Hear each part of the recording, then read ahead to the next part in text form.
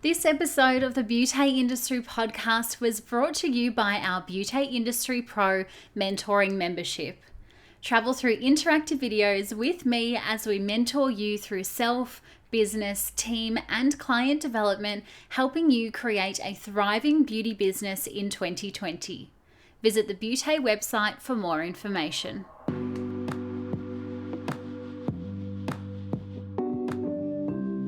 Hello and welcome to the Beauty Industry Podcast, your online support community for the professional beauty industry. I am your host, founding director of Beauty Industry, Tamara Shaw. Here we are closing the competitive gap and speaking your language. This is a platform created and dedicated to the professional beauty industry, valuing community over competition. We serve to help connect you with inspiration from industry experts, expand your knowledge through educational pieces, and bring you the latest in product and technology innovation.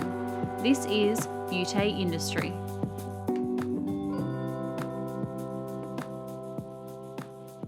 Today's guest is Ashleigh Lacorcia, CEO and educator at Ashleigh Lacorcia Lash Academy, or more commonly known across Instagram as Melbourne Lashes. After knowing nothing about lashes myself, I stumbled across Ashleigh's social media channel and was instantly wowed by her professionalism, technique, and passion for everything involving lashes, and I immediately knew that this was a podcast episode that needed to be recorded for you all. Ashleigh has been in the lash industry for over 9 years now, after going to work in a banking and administration career where she knew in her heart that there was something more. Building her business from the ground up as a solo lash stylist to having a fully booked appointment diary with a team of lash stylists, Ashleigh completely understands what it takes to make it as an exceptional lash stylist and successful businesswoman at that. Through the need for further education and training within the lash industry, Ashleigh set out to help strengthen the lash world by creating her own education and training centre as the business we know today, Melbourne Lashes. Service standards, lash relationships, and finding your purpose are topics that Ashleigh and I cover in today's conversation. From Melbourne Lashes, today we welcome Ashleigh Lacorcia. Thank you. Thank you for having me. Thank you so much for coming on and having a chat with me today. Ashleigh, we start our episodes of finding out about how our guests entered into the beauty industry, and I'd love to ask you when and where your pathway began. It was about 11 years ago now. I think I was around 19 years old. And at that point, I had a few different types of jobs. So I was hating my then full-time job. And I wanted more for my life. I didn't want to be getting up to a job that I really didn't like, that was quite repetitive and I guess not stimulating. So then I decided to do a lash course. And it was something that I liked getting done myself. And I was always interested in the beauty industry. So I thought, well, let's give it a go. And it was kind of incidental. I never thought that I would be in the lash career or have a career in the lash industry. So it was something that kind of took me by surprise. Yeah, incredible. And so you were in your role and not liking it. It can be so scary to take that leap, and how Yeah. did you do that? I mean, what was that moment like? You're sitting there, you realize that you don't love what you're doing, you're making the drive to work. And I've heard you say before, like it's quite a long drive that you took in there. And then to actually do that role, how did you make that decision to just move into a completely foreign industry? I think for me, well, thinking back, it was the last straw for me was when I asked for some annual leave when I was working at my current, that full-time job, and my boss said no. And that for me was when I thought, I want to have control of my life. I want to take time off when I want to. And I guess not when someone's telling me when I can and cannot take time off. And if I wanted that change in my life, I needed to then make that change. So, and at that stage, I was already lashing a little bit on the side, and I had a small clientele that I built. So if I or whenever I wanted to leave financially, I was covered. So that helped me to, I guess, take that leap and move out of my comfort zone. which for years I was so scared to do. But once I did, I wish that I had done it sooner, because that's when I grew and then my business followed. I was able to then dedicate all of my time to something that I loved, something that I wanted to make happen so bad. Yes, it was so scary, but for me, I didn't have a plan B, which meant I needed to make plan A work. I had no choice. So that is something that I tell a lot of people wanting to do the same. Don't have a plan B. Just have one plan and make that work, because I feel that if you do have a plan B, you're most likely not to push or not to make it happen, because you know you've got something to fall back on. So I think just having that one focus and just going for it for me is kind of what helped me to sort of take that leap. Yeah, incredible. And I really respect the fact that, you know, you had that moment of conversation with yourself almost where Mm. you were like, okay, I do have a small side business, but what I'm going to do is completely build that clientele up before I leave my, you know, Yeah. very stable and supportive role. Because what I hear when I'm traveling around is, Tamara, I want to be the business owner. I want to run my own business. I want to do X, Y, and Z. And I say, okay, so what does your plan look like? How many clients are you servicing at the moment? You know, because while it's all good and well to sometimes follow our passion, if it's not Mm. stable or if you're not being able to bring in the right income, then that can be really hard. Yeah, because I guess too, you do have your financial requirements, whether it's, you know, rent or car repayments, phone repayments. You do need to be thinking about that, because you don't want to then put yourself in a situation where financially you're struggling. So for me, I had to make sure that the money I was making lashing on my side business would actually just cover my base wage, which was easy for me because I guess I was earning about $600 to $700 a week at that job that I was in. I was an admin staff member, and I was making that lashing. So if I did leave my admin job, the lashes alone would cover me. So I was financially stable. And I think that's important too, because if you don't have that, and you're relying on that finance, you will probably then struggle to then grow your business. Yeah, and I can appreciate as well how you're saying, you know, don't have a plan B. I actually love that because I never had a plan B either. I left my very, you know, stable full-time job earlier this year to completely immerse myself into beauty industry. And this is the only plan I had, you know. Yeah. And Yeah. it's so scary because, you know, you do put all of your eggs in one basket. But exactly as you said, you know, if I had a plan B, I don't know if I would have done beauty industry as well as we're doing now, because you're kind Yeah. of focusing on the plan B rather than the plan A. That's right. And that's the one thing I think in order to succeed, you need to have 100% focus. So if you just have that one plan, and it doesn't need to be, you know, step by step, all your stages planned out. It's just kind of having this idea and running with it and just going for it and trying everything you can to make it work. And I guess too, you know, with that, the key word for me is flexibility, because Yes. so many things change, especially when you're in startup or when you're brand new to business or when you are going into a foreign industry. You do need to be flexible because there's things that you'll come up against that you thought, oh my goodness, I didn't even know that I needed to be here, or that I needed Yeah. to know this. But that sense in being flexible and just saying yes to every opportunity, but also knowing what to say no to, is Yeah. also definitely a big thing. Yeah, no, I think that's very important. And my husband always says to me, you don't know what you don't know. So you're not going to know everything. You're not going to have an answer for every little thing that comes up. You just need to find the answer. Yeah, absolutely. I wanted to ask you then, the beauty industry has changed so much over the years, and now we're seeing a lot of kind of niche businesses. You know, you've got your brow bar, you've got your nail bar, people are skin specialists these days. What was it Mm. about lashes that you knew that you would always have a consistent passion and purpose to perform on a daily basis? Well, actually, I don't know. At the time, I didn't know that I was going to have a passion for the lash industry. And I don't even know if I was going to be good at it.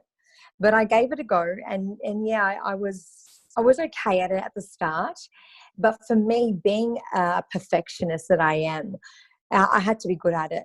I had to be the best. So I was dedicated and I was persistent. So, and what pushed me to that next level was I started to see the financial benefits. And just like a lot of people, I didn't think that the beauty industry was going to be that financially beneficial.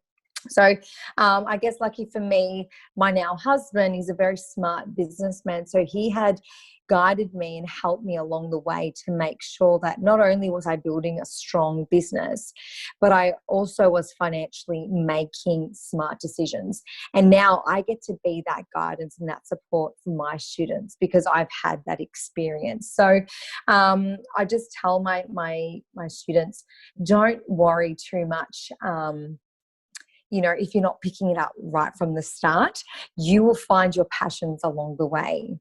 I actually really appreciate your honesty there, because I was actually just filling out before we jumped on this recording an entry form into these awards. And one of them was, what fuels your purpose and your passion.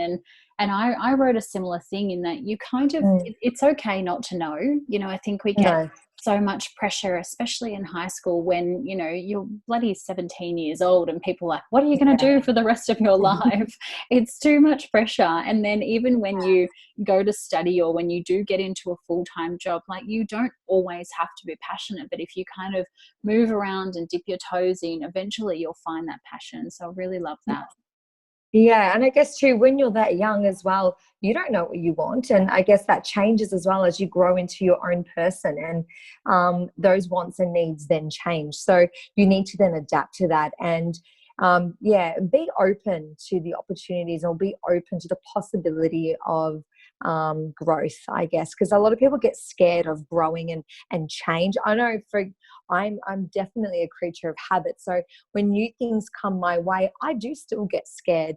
So it's just, I guess, being open to that change. And then so many incredible things come from, being outside of that comfort zone. It's incredible.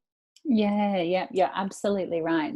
Now, I've heard you mention in your lives on Instagram that within 4 months, your lash appointments were completely booked out once you quit your job and did this full time.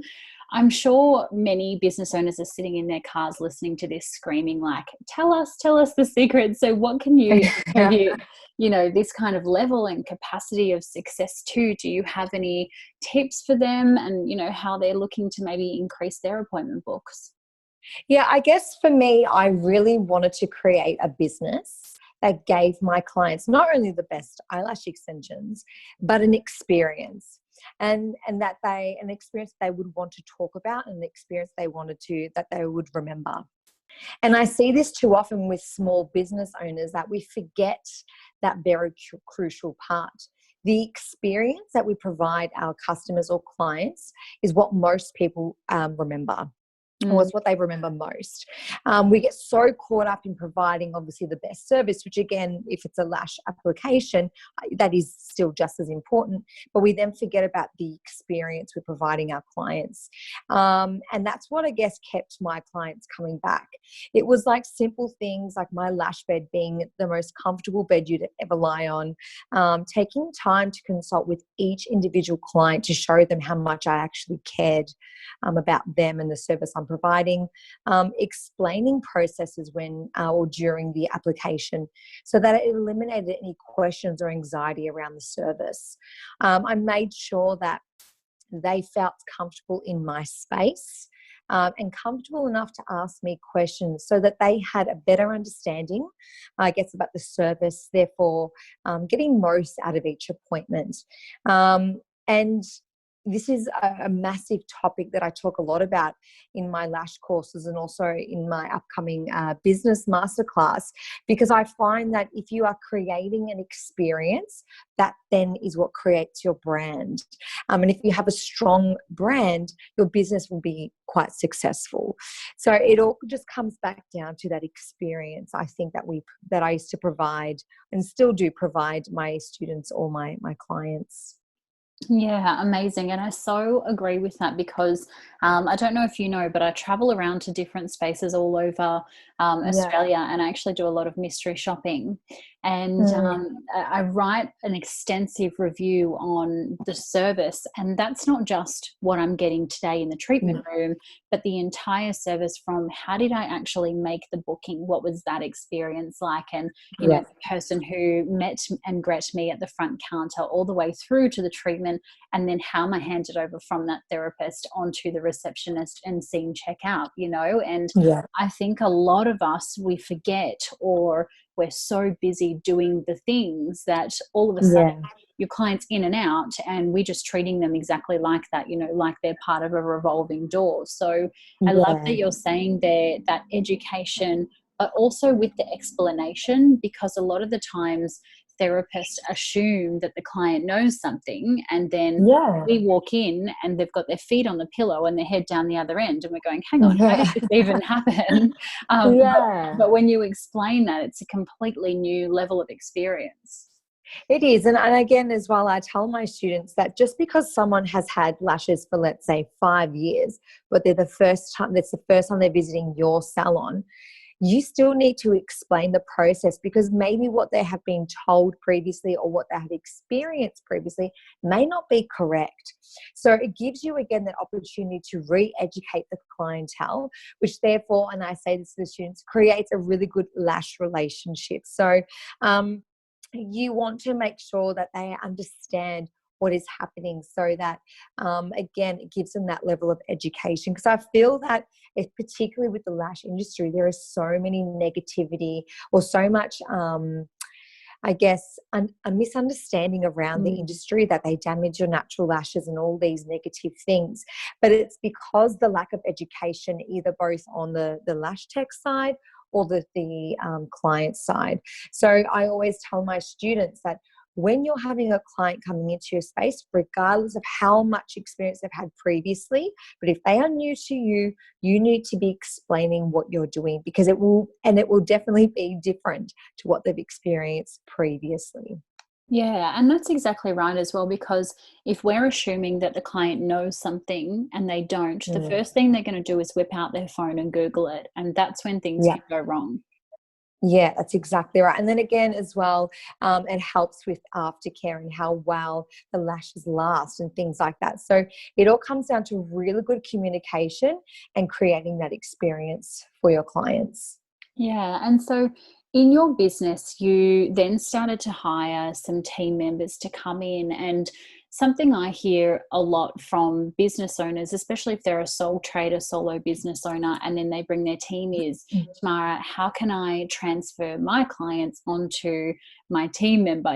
Because Mm. sometimes the clients are a little bit reserved, or they say, no, no, no, it's okay. I'll just stay with you, Tamara. Yeah. What was that moment like when you first started to hire your team members, and how did you kind of transfer them over? This was huge for me, again, because I worked so hard at building my clientele and my reputation and giving them that exceptional service, that when it came time for me to then hire someone, I needed to make sure that that was not going to change. At the time, I was offering the lash training, so I had previous students that I guess I could choose from, and that started. And as that started to grow, I needed to make sure that my staff were constantly updated with the latest, I guess, lash training, and Mm. always communicating with them, to make sure that there was that consistency in the service. Um, and I guess for me, I also had to make sure that my staff had the same values as me. They wanted to give that same kind of experience to each of our clients. Each staff member I had came from my academy, so they had those values, I guess, already installed in them, because I trained them that way. So I was lucky in that sense, but I still had my ups and downs and worries, because everyone's going to have their own individual input, which was great. But I just need to make sure that the standards were high and that they were met. Um, and I guess too, as well, even the way I would make the lash bed or how I would clean certain things, I had to make sure that my staff members were doing exactly the same thing so that it was consistent throughout the whole salon. Even though my staff members probably would say, oh my God, she was so anal. Oh my God, I would do their head in about the lash beds, because I know the beds, the blanket had to be perfect on each side, not one speck of, fluff on the beds. I was so particular because that again created my brand. So I had to make sure that I had to teach them those simple things of making a lash bed. But then I guess gave my clients the same experience they would have had with me. And I think when you think about it, everything that you mentioned there really just comes down to almost a level of trust. Like, can I trust that you will have our brand values and talk about them to the client? Can I trust that you're going to perform the service as I do and educate the client as I do? And can I trust that you're going to provide a consistent treatment? And once you've kind of got all of those three boxes, tick, tick, tick, yes. Or then when you talk to your clients about, okay, well, we've got this new therapist, her name's Mary, she's going to perform the exact treatment as I do. It's almost as if there's no level of scarcity there. No. And I guess too, having that confidence as a business owner, whether you feel it or not, sometimes you have to fake it till you make it. Having that level of confidence does help, and always being present in your business.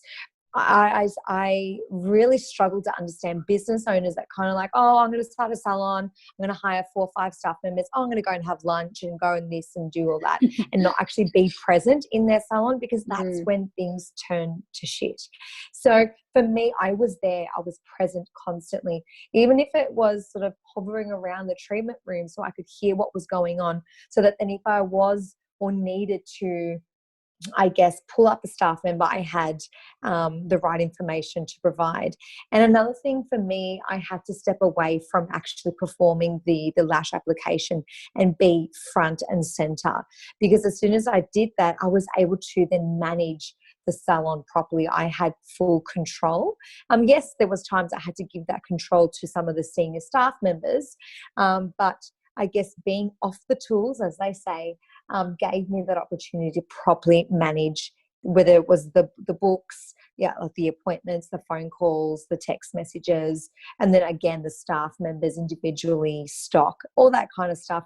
So I think being present in your business is a no-brainer. You have to be there to make it work. You're the one who started the business. You're the heart and soul of this business. You remove that, the morals and everything else kind of fall apart around it.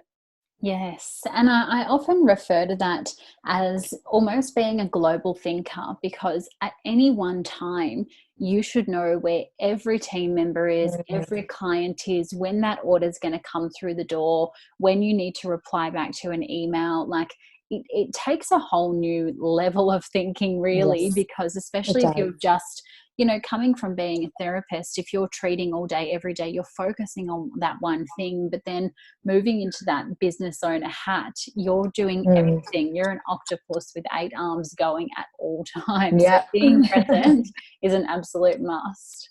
Yeah, 100%. And I'd love to talk about, because you closed your lash business to open and focus on actually having your own training center and lash academy, which is quite a big deal. So when did the idea of having, training, lash courses, all of that encompasses something that you actually wanted to develop, and why did you make that move to close your lash business? I guess at this, what I saw happening was I would get so many people sending me messages on Instagram or emails asking me about how did I start my business, or how did I get to where I was, and how, I produced such amazing work. So I saw there was a need to not only educate, but then also support these lash stylists, because when I started in the industry, we didn't have these platforms of communication with others in the industry. So, I was so, I so wanted that, because you are quite lonely in the lash industry as a lash business owner. And I guess on a personal level, I actually love really helping people. So it was a no-brainer for me. If I could help one person either better their current business or get them out of a 9-to-5 job that they hated to then, create their own business. I absolutely loved that. I never really set out to be a teacher. Out of all people, me to be a teacher, I didn't even finish year 12. So I just did the bare minimum English reading and writing and math. So I'm not, very academic, but I guess I loved the lash industry. I had such a passion for it and also helping people. And then others started to see how much I loved it and saw my passion. And I guess people wanted in. So then closing the Melbourne Lashes Salon and solely focusing on Ashleigh Lacorcia Lash Academy was hard because I had to say goodbye to something that I spent so much time building on. But I wanted to give my students that 100% focus, just like I did with my clients. I wanted to make sure that I was providing them with the best experience and service to my students so that they could succeed. And I found my passion for teaching, and I absolutely love it. Meeting these girls that either want to change in their life or need a new direction, and then to see them succeed and start something for themselves. For me, it is the most rewarding thing. And when I'm not teaching in the academy, I'm guiding my students who are a part of my mentor program, helping them to grow their business, setting their business goals and keeping them motivated to also be their support, because I have been there and I've done that. I've probably made every mistake you can imagine as a business owner and as a lash tech, whether it's, having issues with clients or building a clientele, product testing, financial strategies, you name it. I have had that experience. And so now I get to take the guesswork out of it for my students and fast track their lash career. And to be able to say that I have done this for so many people, for me, brings me so much joy. Yeah, that is so cool. You must see a lot of students. I am wondering, what kind of skills do you think a therapist has to perfect in order to be not just an average lash stylist, but an exceptional lash stylist? The way I think of it is skill can be taught. If you're shown the right way from the start and given the right tools and information and education and are well informed, then the skills will come with practice and persistence to be a successful lash stylist and a business owner. To be a successful business owner, that's something that comes from the person. I feel that you have to want it so bad that you will find a way to make it happen. You will find a way to be the best in your industry, and to make your business successful. And I say this to my students all the time. Don't worry if you're not the best in the class or you don't pick it up straight away. It comes down to what you do after your training. How bad do you want it? Some of the most successful students or lash techs that have come out of my academy were the ones who probably struggled at the initial stages of lashing, but they succeeded because they wanted it so bad. They never gave up. So having, I guess, that determination, I think, is most important if you want to succeed. You have to have that clear vision of what you want, and no matter what gets thrown in your direction, I guess you find a way to make it work and to be the best that you can be in your industry. So if you want to be really good or be exceptional at something, you just need to have that fire in your belly and then just go for it, and don't let anyone tell you otherwise, or don't take no for an answer. Just keep going. I love that, actually, because a lot of the time we do face setbacks, and self-doubt is real these days. I mean, these days it always has been, but I guess with the comparison that we face on social media, everything is very glossy and it looks like everyone's an overnight talented superstar, when really it's taken 15 years to get to be exceptional. So I really love that you say keep going and fuel your passion, and you will only get further than you could ever imagine. Yeah, and like even now, being in this industry for nearly 11 years, I've taken a completely different direction. I still have my moments of oh my God, Ashleigh, what the hell are you doing? Are you really going to succeed at this? And you have to kind of shake that thought and just be like, no, yeah, hell yeah, I can do this. And again, like I said earlier, sometimes you have to fake the confidence, fake it till you make it. And that kind of gets me through a lot of the time, faking it till I make it. And yeah, like it's only human nature to feel that kind of that self-doubt and, oh my God, can I really be doing this? Can I really succeed at this? So yeah, I think just know that I think no matter what level of success or what level you are at in your business, there is always going to be that little bit of doubt because it's the unknown.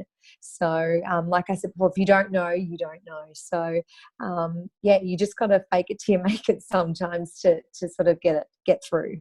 For sure. Earlier you mentioned there in the chat that you left your admin and your banking jobs, but you wish that you started them earlier and actually started your lash career sooner. What is your advice then to anybody who, you know, may be listening to this and is currently sitting in a role who they just feel in their gut is not right for them? What would your first move be? I think find something that you have a bit of interest in. You don't have to completely love it because like I said, I fell into the lash industry. I liked getting my lashes done. So I thought, let's give it a go. And whether it's lashes or brows or whatever, do a course. Just do it. Don't think about it too much. Stop making excuses and just do it. Give it a try because how are you going to know if it's going to work or if you're going to be good at it? You've just got to give it a go. And I think another really important thing is don't listen to people who are not in the position that you want to be in. Look at the people who are living the life that you want to live and listen to their advice. And I guess try not to tell or ask too many people's for their opinion or their advice on whether or not you should do a course or quit your full-time job to pursue a new career, because this is something that you might be thinking about for the last 3, 4, 5 months or even years.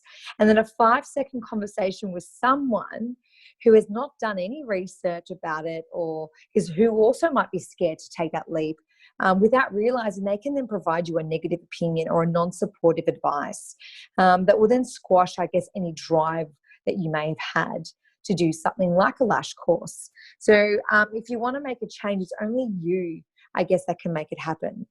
But be smart, set up everything from the start and build it up slowly. So that then when you do quit your full-time job financially, you won't struggle, like I said earlier. And that's probably something really, really, it's a slow process. I guess sometimes when you don't see the end result, it's very easy to give up, but you just have to trust in your journey. Don't worry about the destination because that destination is going to change, you know. So don't worry about that. Enjoy the journey, I guess, because you'll get lost. And I guess and a question that I get asked a lot. So I decided to actually write an ebook about it, how to start a business. And I guess, it's a book that anyone can read and anyone can use this information for any small business. It has 5 easy to follow steps on how to start a business. It also has like a bonus section on how to gain and build a strong clientele, how to start growing your social media presence, and tips on how to use social media for a business and how to create those experiences I was talking about earlier for your clients or your customers. And I guess too, how to maintain that value in your business. So yeah, I think you just got to do it. It's something that, yes, it's going to be really scary, but how are you going to know if it's going to work if you don't give it a go? So like Nike says, just do it. I love that. And if that's okay with you, we might put that ebook in the show notes as well so that our audience can go through and have a little look. Yeah, it's an easy read. Like I said, I never finished year 12. I'm not, the smartest person. So it's a very easy read. And it just will get you on the right path and set you in that direction that you need to be on. So yeah, it's available on my website and you guys, I guess, can provide the link. Yeah, beautiful. And look, I'm massive on emotional intelligence rather than intellectual intelligence because I too was absolutely crap at high school. And look where we are, so you don't have to be the brightest bulb in the classroom. No, you definitely. I was in the back row of the class filing my nails for most of my math and English classes. And a lot of my teachers would tell me or tell my mum, Ashleigh's not going to do very well when she leaves school. She's is not going to have anything. But hey, I sure showed them, and that just shows that determination a lot of the time overrides the knowledge. You'll find the knowledge along the way. So don't stress about having, you know, everything planned out or having a business plan, because that stressed me out, having a business plan. I never wrote anything down. I kind of just did it. And I made things up along the way, and I learnt along the way. And sometimes making mistakes or failure is the best way to learn. I say that to my students all the time. Good, make a mistake. You know, it's okay to have a failed attempt, because next time you'll do better. You'll know what not to do. So don't be, and that's the thing, everyone's scared. We have that fear, and that's just, you know, human nature. Don't have that fear. Just forget about it for a second. Again, fake it. Just go for it. Yeah, I love that. Ashleigh, thank you so much for featuring on the podcast today. You've given us so much good advice and loads of inspiration, and I really appreciate your time. Well, thank you so much for having me. I've actually really enjoyed this. Thank you so much. How brilliant is Ashleigh? I'm sure you've heard this many times before, but it's easy to do what you've always done and harder to change what you want your life to look like. And Ashleigh is an inspiration in that she did exactly that to make her dream life happen. If you've been a long time listener to the podcast, you would know how much my heart was singing when Ashleigh was talking about service standards and not performing just an average treatment, but moving beyond into the realm of exceptional service standards, something every therapist, lash stylist or not, can learn from today's conversation. I particularly loved Ashleigh's insight to the combination of education, explanation, and experience, which when combined provides you with an entire brand experience. So much yes in that. Ashleigh would like to gift you all her ebook, 5 easy to follow steps on how to get your business started, with bonus tips on how to quit your 9-to-5 and build a strong clientele. So you can follow the link in the show notes for that little gem. Thank you so much for tuning into today's episode. You're giving me the biggest smile seeing your beautiful reviews on iTunes and Spotify. Thank you times 1 million for those. If you haven't left a review yet, now is your chance. You guys know that I'm an independent podcaster. So when you hit that 5 stars and leave us a review, it really does give us the world of support. You can find more about Ashleigh's training and classes by visiting her on the gram at Melbourne Lashes, or have a little sneaky peek at what we've got planned for 2020 over at Beauty Industry, or myself most likely drinking champagne over the Christmas period at Tamara Shaw Reid. Until next time, stay connected and Merry Christmas while I'm at it.